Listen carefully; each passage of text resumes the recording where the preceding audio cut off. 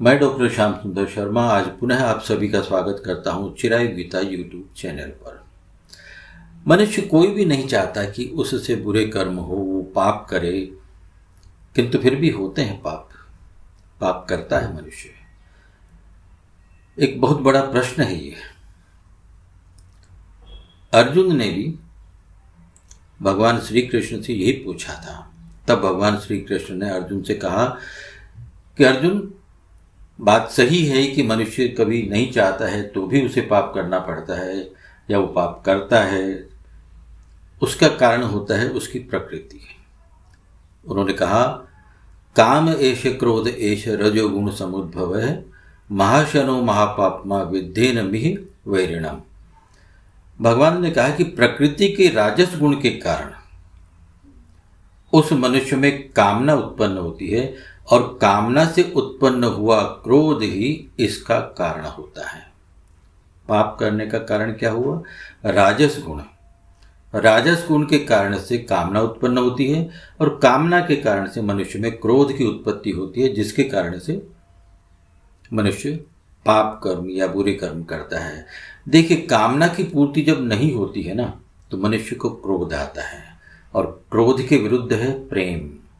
प्रेम हमारे शरीर में उत्पन्न होने वाला एक सकारात्मक भाव है और क्रोध हमारे शरीर में उत्पन्न होने वाला नकारात्मक भाव है जो विनाशकारक है। और क्रोध से मनुष्य का स्वयं का भी विनाश होता है, किसी दूसरे का ही विनाश होता है ऐसा नहीं है। और जब वो कुछ कर जाता है उसके बाद में उसे पछतावा होता है। वो सोचता है कि मैंने ये क्या कर दिया, लेकिन वहां से लौटना संभव नहीं होता है।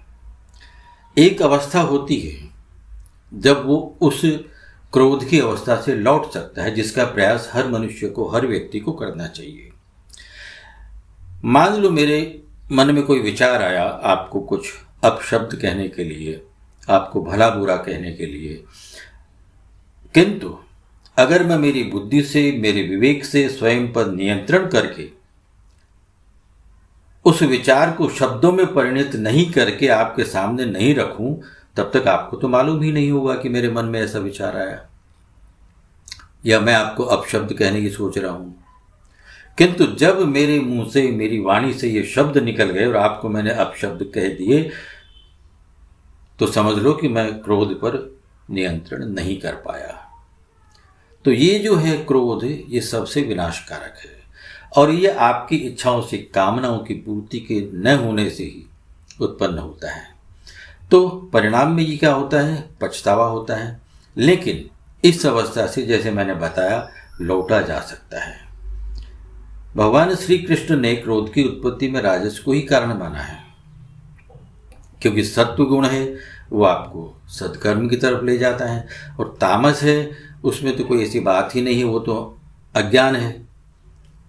लेकिन राजस पुरुष या राजस प्रकृति वाला मनुष्य होता है, वो अपने स्वार्थ के लिए, अपने भले के लिए, अपनी कुछ इच्छाओं के लिए, अपनी कामनाओं के लिए सामने वाले को अपने हिसाब से रखने की प्रयत्न करता है।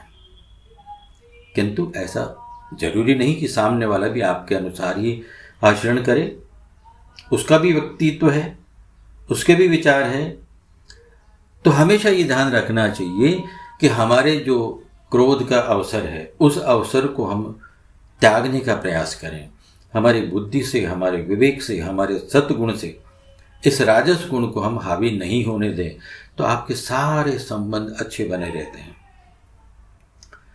तो मनुष्य न चाहते हुए भी इस राजस गुण के कारण से, क्रोध से प्रभावित होकर के, क्रोध पर नियंत्रण नहीं करने के कारण से सारे रिश्ते, सारे संबंध बिगाड़ लेता है।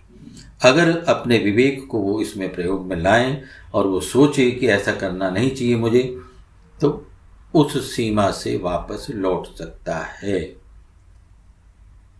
जय श्री कृष्ण, जय श्री राधे।